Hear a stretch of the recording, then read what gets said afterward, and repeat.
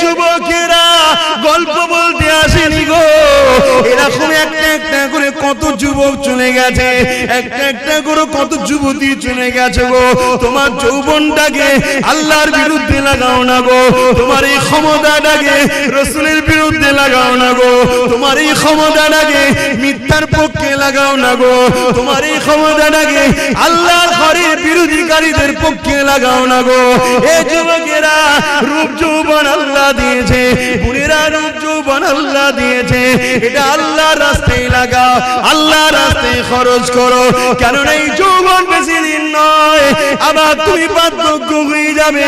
এই বয়সে যে বেশি বেশি করে ইবাদত করো, আল্লাহকে সিজদা দাও, রোজা রেখে রেখে জিন্দেগি কাটাও, কোরআন তেলাওয়াত করে করে যদি কাটাও, রাসূলের মাহফিলে গিয়ে গিয়ে যদি কাটাও, হালাল ইনকাম করে করে যদি কাটাও, কারণ হালাল ইনকাম করাটাও ইবাদত। গরিব এতিমদেরকে দান খায়রাত করে করে যদি কাটাও, কোন মানুষ বিপদে পড়েছে তাকে অর্থ যদি দিতে নাও পারো গো, শরীর দিয়ে মেহনত করে তার সহযোগিতা করতে পারো গো। এ যুবকেরা মনে রেখে দিও, কাল কিয়ামতের ময়দানে এত কঠিন জায়গা হবে। কি মনে করছো দুনিয়ায় সব জায়গায় দাদাগিরি দিয়ে পার হয়ে যাবে? লাঠির জোর আছে, প্রশাসনের জোর আছে, নেতার জোর আছে, সব জোর দেখে দুনিয়ায় চলে যাচ্ছ। মনে রেখে দিও আখিরাতে দেখাবে মনে করে রেখেছো না বন্ধু না। আল্লাহ কিয়ামতের দিন বলবে জাহান্নামকে, এ ফেরেশতা যা আমার জাহান্নামকে নিয়ে জার্সির পাশে বা ৭০,০০০ জিনজিল দিয়ে আল্লাহ জাহান্নামকে বাঁধাবে। আল্লাহ পাকের এক একটা জিনজিলেতে ওই জিনজিলে ৭০,০০০ বাঁধা হবে, এক একটা জিনজিলে ৭০,০০০ করে ফেরেশতা ধরে রাখবে, জাহান্নামকে ধরে রাখতে পারবে না গো। লম্বা লম্বা যে পার করে গুনাহগার করে ধরতে যাবে গো। ওই জমিনে আদম নবীও নফসি নফসি বলবে, মুসা নবীও নফসি নফসি বলবে, ঈসা নবীও নফসি নফসি বলবে। এ যুবকেরা তাহলে তোমার আমার কি দশা হবে সেদিন? আল্লাহ দোস্তরা, আল্লাহ নবীরা তারা যদি নফসি নফসি করে, তোমার আমার দশা কি হবে? দাদাগিরি বেরিয়ে যাবে, মস্তানি বেরিয়ে যাবে, রক্তের গরম কেটে যাবে। ওই দিনে তোমার আমার কেউ দাঁড়াবে না গো। হ্যাঁ, দুনিয়ায় যদি তুমি নবী নবী করো, তোমার চরণে নবী, তোমার কথাতে নবী, তোমার লিবাসে নবী, তোমার ব্যবসায়ী নবী, সব জায়গায় যে তুমি নবীকে রাখতে পারো, চিন্তার কোনো কারণ নেই। ওই কিয়ামতের দিনে নবী মুহাম্মদ তোমাকে জান্নাতে নিয়ে যাবে। একটু ত্যাগ স্বীকার করো আমার সোনার ভাইরা, আমার যুবক ভাইরা, আমার বোনেরা, একটু ত্যাগ স্বীকার করো। আরে নবী আমার দুনিয়ার জমিনে সে শিক্ষা যা দিয়েছে ওইটাকে আমাদেরকে মেনে চলতে হবে। নাজাত যদি পেতে চাও, এই দুনিয়া ইহুদি কি করছে, খ্রিস্টান কি করছে, নাসারা কি করছে, কে কি করছে আমার দেখার দরকার নাই, তোমারও দেখার দরকার নাই। তবে তুমি যদি ঈমানদার হও, তোমার জীবনের একটাই লক্ষ্য থাকবে, কোরআন শরীফ আর সুন্নাতে রাসূল। আমার কোরআন হলো আল্লাহর বাণী, আর রাসূল হলো যেটা করেছে সুন্নাত। ওই কোরআন অনুযায়ী নবী যা করেছে। এ যুবকেরা, তরুণেরা, বাপেরা, তাহলে পরকালের জীবনটা তোমার আমার জন্য আল্লাহ পাক চির শান্তি জান্নাত দেবে। সবকিছুই আল্লাহ দেয়।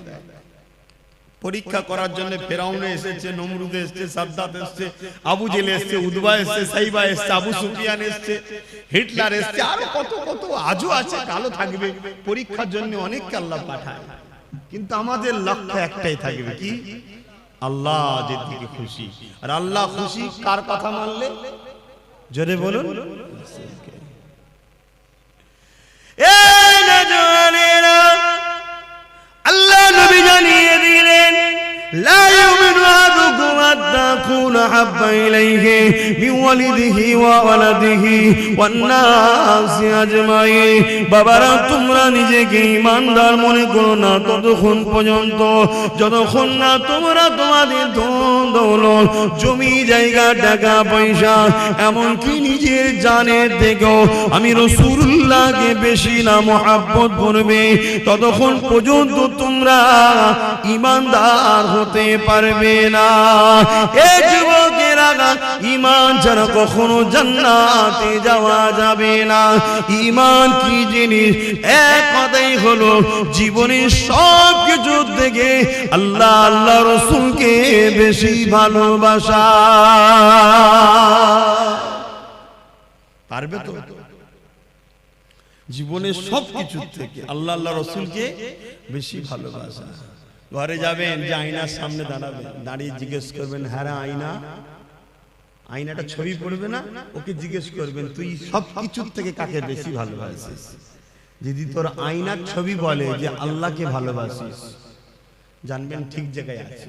কেন? মানুষ সবাইকে ধোঁকা দিতে পারে, নিজের মনকে কখনো ধোঁকা। তখনই তোমার বিবেক বলে দেবে তুই তো মিথ্যে কথা বলছিস রে। তোর সামনে যদি একটু 10,000 টাকা দেওয়া হয়, তুই তো অমনি সঙ্গে সঙ্গে নামাজ কাজা করে ছুটবি। তাহলে কি মহব্বত রইল? তোমার বিবেক উত্তর দিয়ে দেবে। বাবার, আল্লাহকে যারা মহব্বত করেছে, নবীকে যারা মহব্বত করেছে, তাদের জীবন আদর্শ আমাদের জন্য মডেল গো। আল্লাহ কোরআনে নবীদের জীবনী আমার নবীকে শুনিয়েছে।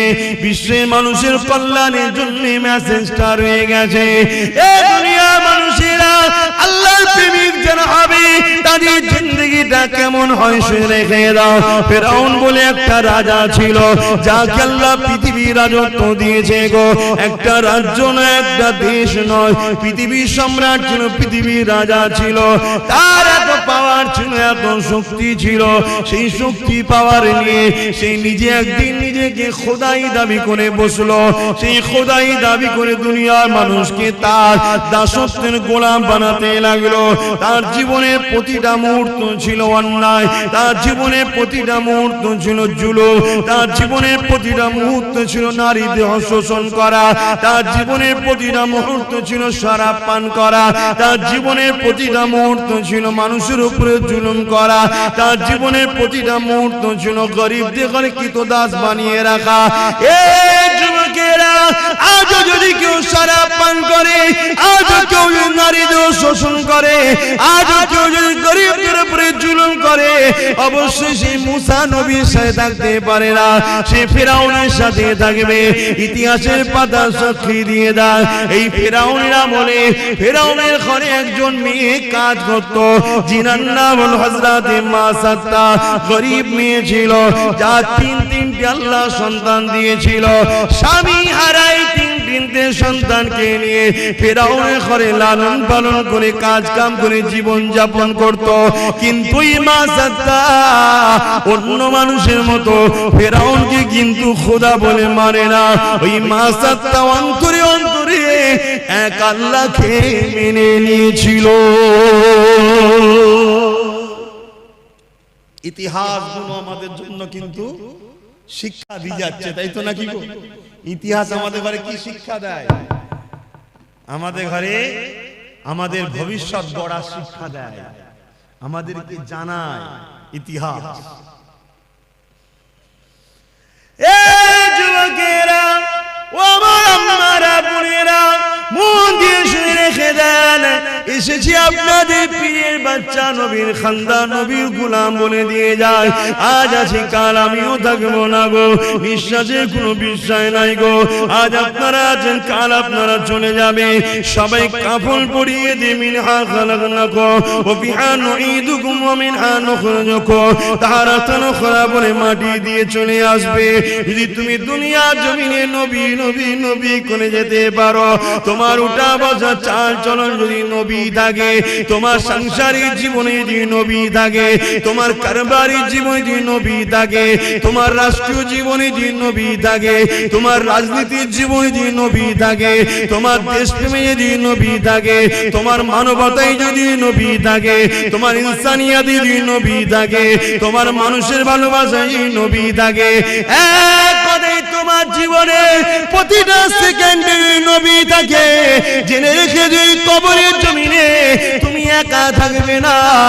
যখন তোমাকে শুইয়ে দিয়ে আসা হবে, তোমার বাপ চলে যাবে, তোমার আম্মা চলে যাবে, তোমার স্ত্রী চলে যাবে, তোমার স্বামী চলে যাবে, তোমার ছেলে মেয়ে চলে যাবে, তোমার পাড়া প্রতিবেশী চলে যাবে, তোমার দুনিয়ার দরদি রাজনীতির লিডাররাও চলে যাবে। আর এই যে পীর সাহেব এসেছি, আমরাও কেউ তোমার সাথে কবরে যাব না, কিন্তু কবরের জমিনে মদিনাওয়ালা আসবে। তুমি যদি দুনিয়ায় মদিনাওয়ালার ডাঙ্কা বাজাও, কবরের জমিনে মদিনাওয়ালা বলবে ফেরেশতা আমি মুহাম্মদ সাক্ষী দিয়ে দিলাম, এই মদিনা এই দুনিয়ার জমিনে আমি মুহাম্মদ আমারই ছিল। আরো জোরে বলুন সুবহান।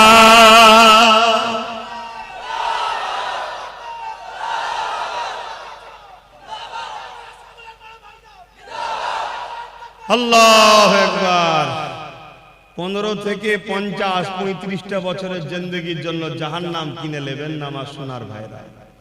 করো, ব্যবসা করো, কারবার করো, কি বলো, সমাজ সেবা করো, অর্থনীতির সেবা করো, মানুষের পাশে দাঁড়াও, রাষ্ট্র পরিচালনা করো, সব করো, কিন্তু কোনটা করলে আল্লাহ খুশি, কোনটা করলে রাসূল খুশি, এটা মাথায় রাখো।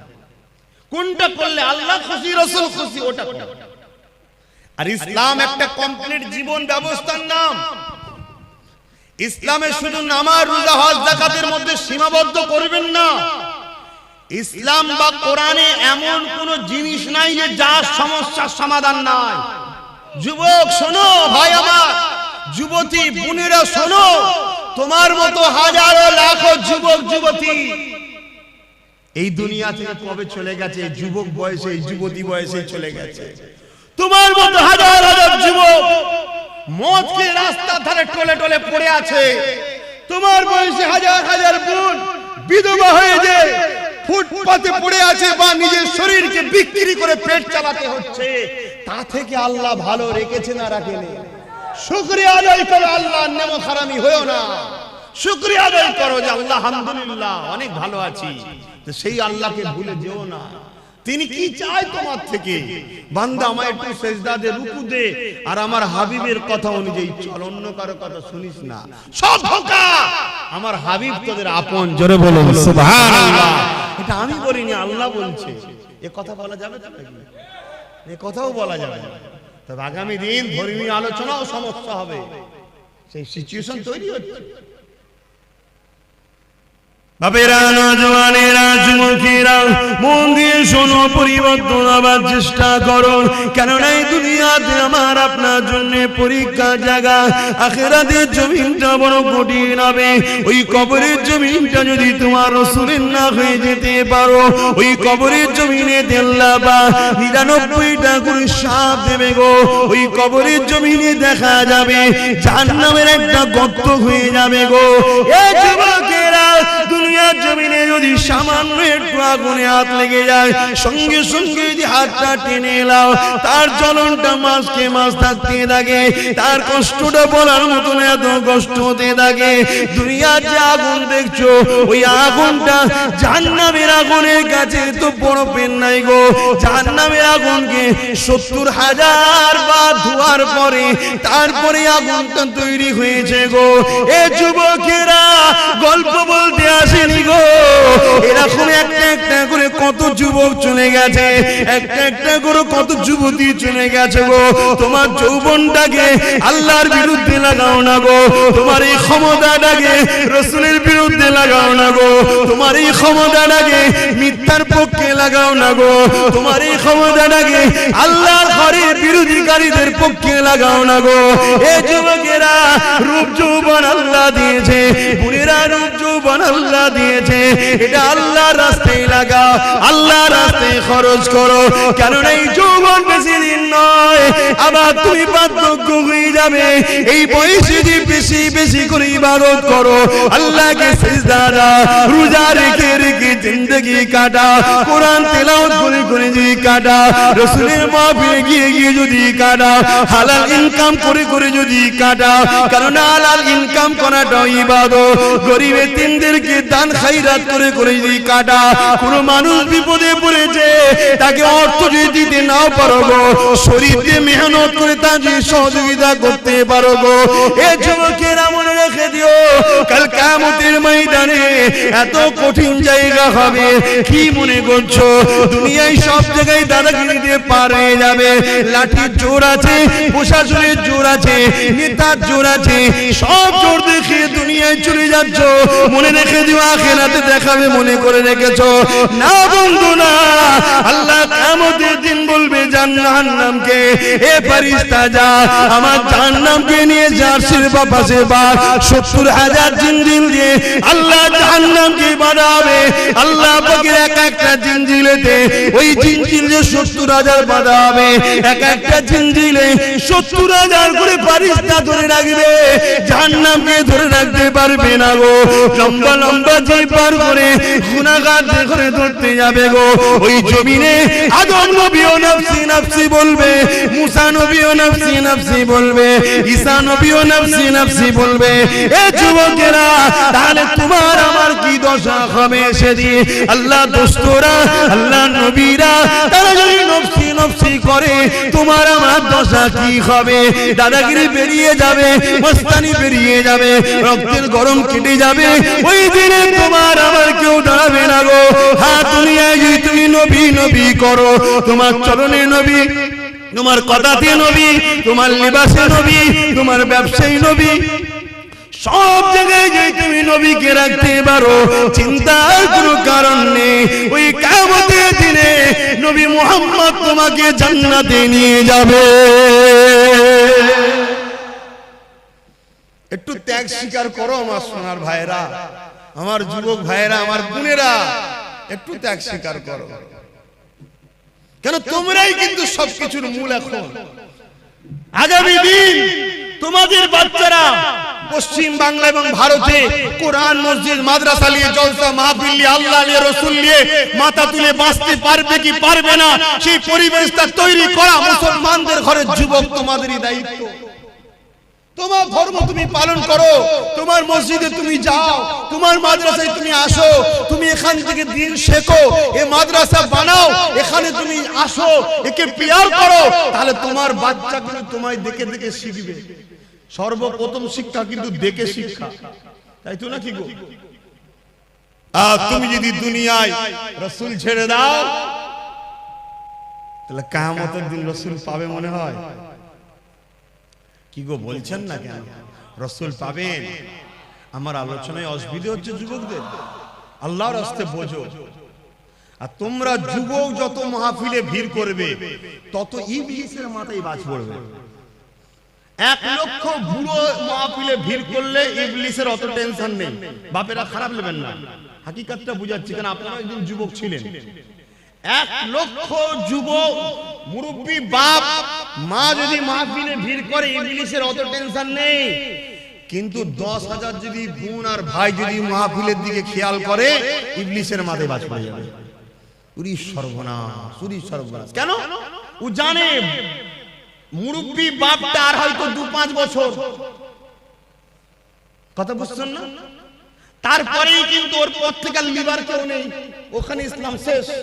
কিন্তু যুবকটা যখন এখন আসছে, এই বয়সে ওর ছেলেটা ওর সাথে আসবে, তার মানে এখন 100 বছর 150 বছর চলবে, কথা বুঝছেন না? এই জন্য তোমাদেরকে আল্লাহর রাস্তায় বলছি, তোমাদেরকে হাজারো চক্রান্তে জড়িয়ে রাখা হবে, শুধুমাত্র উদ্দেশ্য আল্লাহ থেকে সরাও, রাসূলের থেকে সরাও। আরে আব্বাস সিদ্দিকী কে? আব্বাস সিদ্দিকী পৃথিবীর বুকে একটা ছোটখাটো নগণ্য নবী, দিনের খাদেম, অন্য কিছু নয়। সামান্য খাদেম, আমার থেকে তোমাকে কেউ সরাতে চায় না, তোমাকে সরাতে চাইছে রাসূল থেকে, আল্লাহ থেকে। হ্যাঁ, গর্বের সাথে বলছি, আব্বাস সিদ্দিকের জীবনের একটাই লক্ষ্য, দুনিয়ায় তুমি রাসূলের থাকো, আখিরাতেও তুমি রাসূলের থাকো। তাই আমার থেকে তোমাকে সরাতে পারলে রাসূল থেকে তোমাকে দূরে রাখা যাবে, এই কারণে কারণ তুমি আমার কাছে এলেই নবী ধরাবো, তাই তোমাকে ডিস্টার্ব করা হবে। আমার জীবনে একটাই কথা, তুমি আসো, সভ্যতার সঙ্গে আসো, মর্যাদার সঙ্গে আসো, নম্রতার সঙ্গে আসো, ইনসানিয়াত করো, ইনসাফ করো, ন্যায় প্রতিষ্ঠিত করো, মানুষকে প্যার করো, ভালোবাসো, নামাজ আদায় করো, রোজা আদায় করো, হজ আদায় করো, যাকাত দাও, মানুষের খেদমত করো, মা বাপকে প্যার করো, নিজের পরিবার স্ত্রীকে নিয়ে হাসি খুশিতে থাকো, পর নারীর দিকে খাকু নজরে তাকাওনি, তোমার পরিবারকে সময় দাও, তোমার বাচ্চাকে সময় দাও। আর মা বোনেরা, স্বামী ছাড়া অন্য কেউ নয়, তোমার স্বামী আপন স্বামীর দিকে তাকিয়ে থাকো। এই তো কথা বলি নাকি? যুবকরা বুঝার চেষ্টা করো। আরে প্রেম যদি করে যেতে পারো, কিয়ামতে কোনো চিন্তা থাকবে না। কিন্তু প্রেম রাসূলকে করলে, আল্লাহকে করলে কি হয় শুনে রেখে দাও গো। মক্কা জমিনে বিশাল একটা বাজার রয়েছে, ওই বাজারের উপরে দেখা যায় একজন হাবশী দেশের মানুষের গলায় বেড়ি পড়া, হাতে বেড়ি পড়া, পায়ে বেড়ি পড়া। এই যুবকেরা গরম বাড়ির উপরে চিৎ করে শুইয়ে দিয়ে বুকের উপরে বাড়ি পাথর চাপিয়ে দিয়েছে, নিঃশ্বাস নিতে পারছে না, এমন করে চুলগুলো উস্কো খুস্কো, খালি পায়ে ধুলো জামা মোজা গানো, এইরকম একটা দেশের কালো মানুষ আসমানের দিকে বারবার চেয়েছে, জবানে কি যেন বিড়বিড় করে বলতে লেগেছে। কয়েকজন লিডার আছে, তার কানে কানে যেন কি বলতে লাগলো, কি বলেছিল, তোরা মুহাম্মাদের দল ছেড়ে দে, আমাদের দলে চলে আয়, রহমানের দল ছেড়ে দে, ইবলিসের দলে চলে আয়, নামাজ ছেড়ে দে, রোজা ছেড়ে দে, হজ জাকাত ছেড়ে দে, গান বাজনা, সিনেমা, যাত্রা, মদ, জুয়া, গাঁজা, জিনা, ব্যভিচারিতে চলে আয়। এই যুবকেরা, তরুণেরা এইভাবে যখন এই কালো হাবশী যুবকটাকে এইভাবে জুলুম করতে লেগেছে, সে যেন বিড়বিড় বিড়বিড় করে কি বলতে লেগেছে, এমন করে রোদকে লোহাই লেগে গরম করে তার ঠোঁটে চাকা দিতে লেগেছে, তথাপিও যেন চোখ দিয়ে পানি ছেড়ে আসমানের দিকে মুখ তুলে বিড়বিড় করে কি বলতে লেগেছে। এ যুবক, মন দিয়ে শোনো, বুক ফাটিয়ে আব্বাসের দিকে চিল্লাতে এসেছে, টাকার জন্য নয় গো, টাকার জন্য নয়, বুঝাতে চেয়েছি, বুঝে নাও ভালোবাসি বলে, কেননা নিঃশ্বাসের কোনো বিশ্বাস নাই, আজ আছি কাল থাকবো না, আজ আছো কাল থাকবে না। এত জুলুম অত্যাচার কার উপরে করতে লেগেছে, যার নামটা হলো বেলাল, যে মদিনার মুয়াজ্জিন এক সময় ছিল গো। আল্লাহ রাসূলের সম্বন্ধে অনেক ঘোষণা দিয়েছে গো। এখন একটাই প্রশ্ন, বেলাল কি অন্যায় করেছে গো? বেলালের অন্যায় তৎকালীন আবু জেহেল, উতবা, সাইবা লিডারের নজরে একটা, বেলাল এক আল্লাহকে মেনে নিয়েছে। বেলালের অন্যায়টা কি ছিল গো? বেলাল মুহাম্মদ রাসূলের দলে চলে গেছে। বেলালের অন্যায় কি ছিল গো? বেলাল মা বাপের সম্মানের পক্ষে গেছে, বেলাল নারীদের অধিকারের পক্ষে গেছে, বেলাল এতিমদের পক্ষে গেছে, বেলাল গরিব অসহায়দের পক্ষে গেছে, বেলাল মদের বিরুদ্ধে গেছে, বেলাল সুদের বিরুদ্ধে গেছে, বেলাল খুশির বিরুদ্ধে গেছে, বেলাল দুর্নীতির বিরুদ্ধে গেছে, বেলাল জালিমদের বিরুদ্ধে গেছে।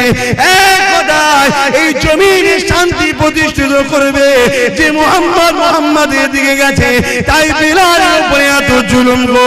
এখন চিৎকার দিয়ে তোমাদের জানতে চাই, তোমরা যদি আল্লাহর দিকে যাও, রাসূলের দিকে যাও, ইবলিসের চালারা মারবে, জুলুম করবে, কেস দেবে, জেল হবে, জরিমানা হবে, তাহলে তোমরা চিৎকার দিয়ে বলো আল্লাহর দিকে থাকবে না, থাকবে না?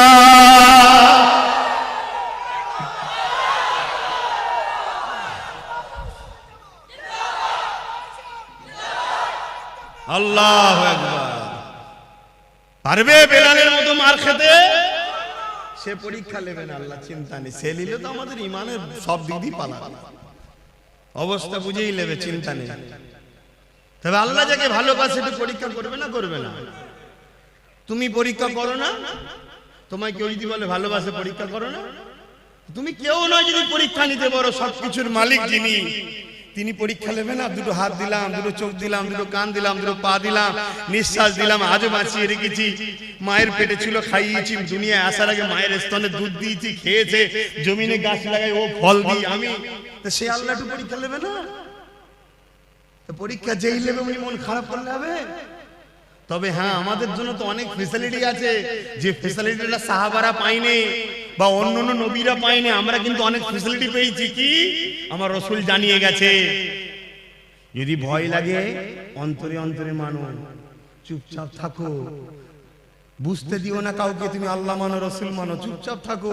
তুমি ন্যায়ের দিকে, সত্যের দিকে, আল্লাহর দিকে, রাসূলের দিকে, ইনসাফের দিকে আছো, কাউকে বুঝতে দিও না, চুপচাপ থাকো। এ তো ফেসিলিটি আগে ছিল না, নবী তো হাদিস বলে গেছে তাই পেয়েছি। কিন্তু তাদের উপরে কি জুলুম হয়েছিল!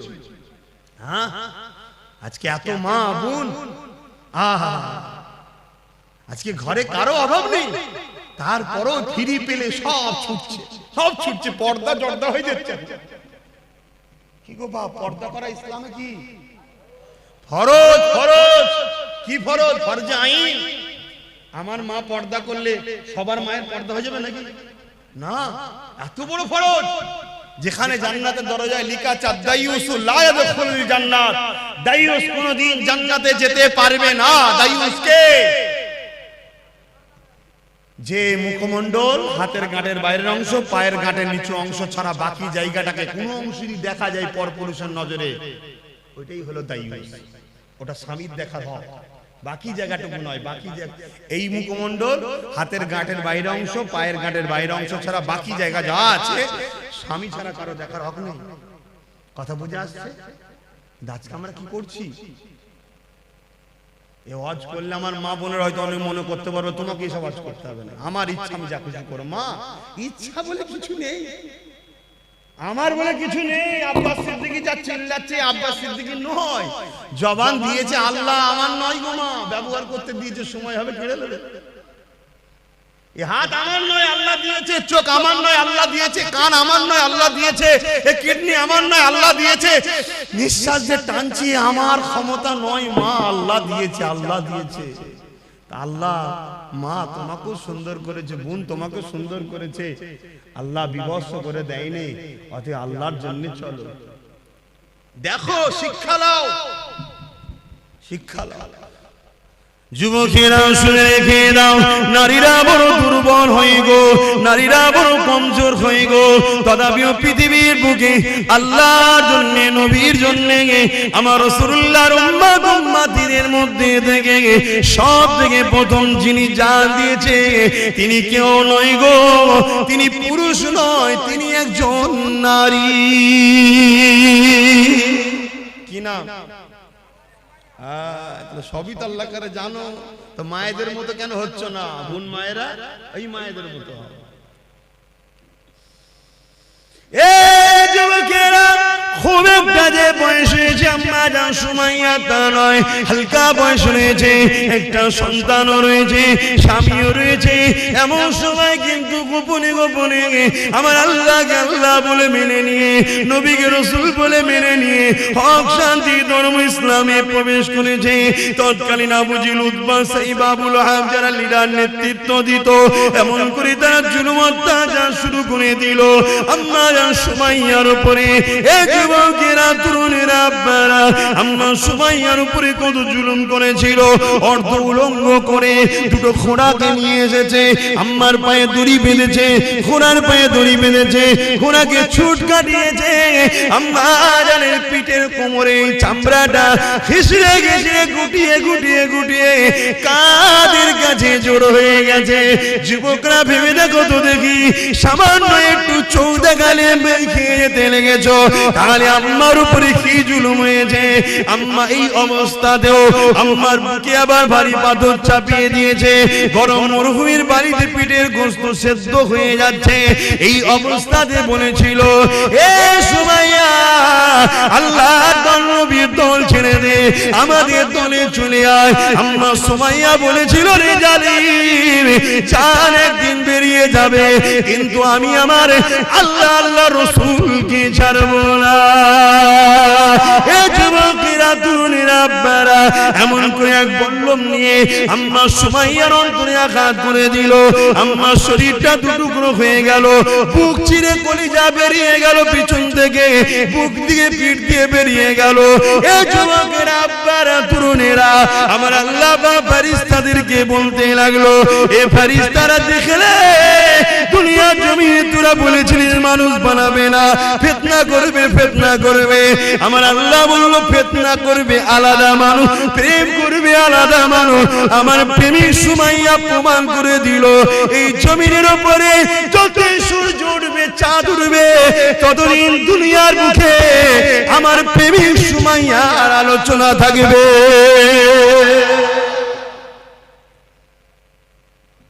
আজকে আব্বাস সিদ্দিকীকে আলোচনা করতে হচ্ছে, আল্লাহর প্রেমিক বলো সে আল্লাহর রাসূলের প্রেমিক হতে পারবে তো নাকি গো?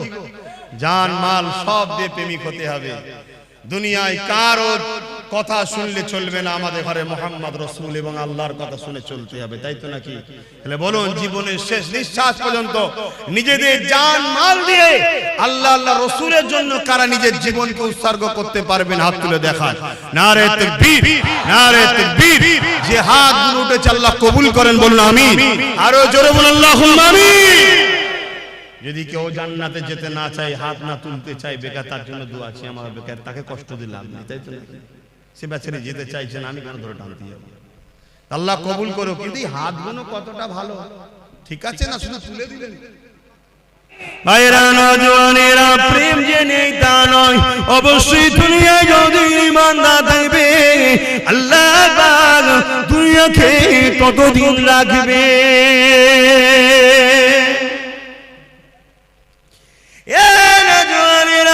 আল্লাহ নবী একদিন কাবা শরীফের পাশে সিজদায় পড়ে যে কাঁদতে লেগেছে। মন দিয়ে শুনেন, মন দিয়ে শুনেন, শুনছেন তো? আল্লাহ নবী দিন দুনিয়া বাসাবিল্লাহ জনাবে মুহাম্মদ রাসূলুল্লাহ সাল্লাল্লাহু আলাইহি ওয়াসাল্লাম নবী আমার কাবা শরীফের পাশে সিজদায় পড়ে কাঁদে। আমার আল্লাহ ওই সময় হযরত জিবরাইল সাল্লামকে পাঠিয়ে দিলে, হে আমার হাবিবি জান, কেন আমার হাবিব কাঁদে জিজ্ঞাসা করে আসুন। আল্লাহ সবই জানে, জিবরাইলকে জানতে চেয়েছে এবং জিবরাইল আর রাসূলের কথোপকথনে আমরা তো জানতে পারবো, তাই পাঠিয়েছে। হযরত জিবরাইল সাল্লাম চলে আসলে আমার নবীকে সালাম দিয়ে বলতে লাগলে, ইয়া রাসূলুল্লাহ, হাবিবাল্লাহ, হুজুর আপনি কেন কাঁদেন? আল্লাহ পাক জানতে চেয়েছে।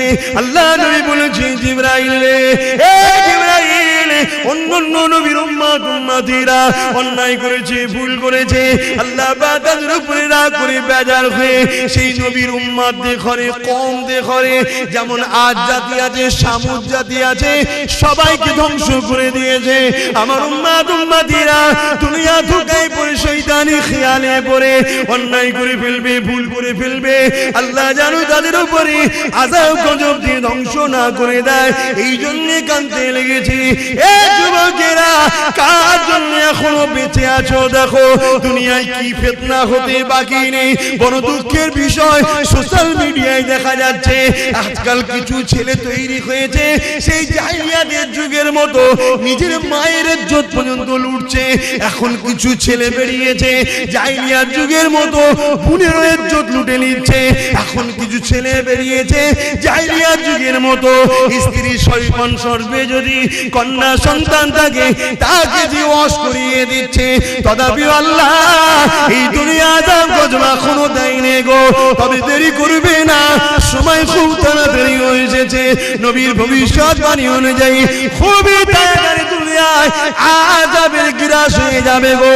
এ যুবকেরা, তথাপি নবীকে আল্লাহ পাক জানিয়েছিল পৃথিবীর জমিনে একজন মাত্র যতক্ষণ দিল থেকে আল্লাহ আল্লাহ রাসূলকে ভালোবাসবে আমার আল্লাহ ততদিন পর্যন্ত দুনিয়াকে ফানা করে দেবে না। রাসূলের সেই কান্নার বিনিময়ে এত অন্যায়, এত পাপের পরও এখনো নিরাপদে আছে, তাই তো নাকি গো?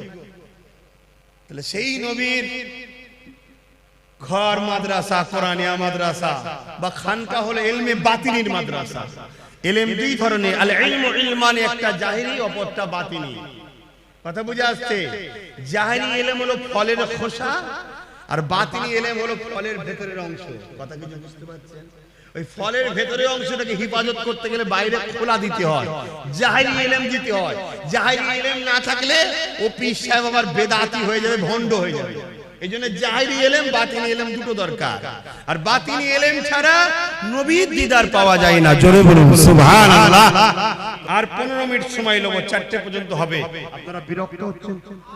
15 মিনিট এই প্রতিষ্ঠানের জন্য একটু খেদমত করার জন্য আলোচনা করছি। তার আগে আরেকটা কথা বলি, প্রেম এমন একটা জিনিস রে বাবা, প্রেমে সব কিছু দিয়ে দিয়ে যায়। হযরত ওসমান গনি আল্লাহ পৃথিবী বিখ্যাত ধনী করেছিল। চুরি করে নয়, দাঙ্গাবাজি করে নয়, ধোঁকা দিয়ে নয়, কারো ঝেড়ে নয়, দখল করে নয়, আল্লাহকে খুশি করে ন্যায়ের উপর ইনকাম করে ওসমান গনি আল্লাহ পৃথিবী বিখ্যাত ধনী করেছিল। এই যুবকেরা ব্যবসা করো, কারবার করো, হালাল ইনকাম করো, আল্লাহকে সিজদা পড়ে কাঁদো, মানুষকে দান খায়রাত করো, বরকত হবে। হালাল ইনকাম করে কোটি কোটি টাকা ইনকাম করো, কোনো অসুবিধা নাই, কিন্তু হারামের 1 টাকা ইনকাম করো না গো, ওই 1 টাকা তোমার সমস্ত হালালকে ফাঁসিয়ে দেবে। এই যুবকেরা হযরত ওসমান গনি আল্লাহ এত ধনী করেছে, নবী পাকের বড় প্রেমিক ছিল গো। এমন সময় একজন অসহায় মানুষ আল্লাহ নবীর কাছে এসেছে, হুজুর আমাকে কিছু সহযোগিতা করুন। আল্লাহ নবী বলে, শুনো, যাও আমার উসমানকে গিয়ে আমি রাসূলুল্লাহ আমার সালামটা দেবে, আর বলবে 100 মুদ্রা আল্লাহ রাসূল দিতে বলেছে। যাও বাবা, চলে যাও বাবা। কোন কোন রয়াতে আছে 1000 মুদ্রা, 100 মুদ্রাটাই ধরে চলি। এ বাবারা, এমন করে মানুষটা চলে গেল, যে বলতে লাগলো আল্লাহ নবী সালাম দিয়েছে, 100 মুদ্রা দিতে বলেছে। উসমান গনি শুনলো, অন্য লোকের সঙ্গে কথা বলতে লাগলো, আবার বলতে লেগেছে, ও হযরত উসমান গনি রে, আল্লাহ নবী তোমার কাছে আমাকে পাঠিয়েছে, 100 মুদ্রা দিতে বলেছে। দুবার বলল, হুজুর অন্যজনের সঙ্গে আবার কথা বলতে শুনে 3বার বলল, মানুষটা চলে যাচ্ছে। হযরত ওসমান গনি বলছেন, কোথায় যাচ্ছ?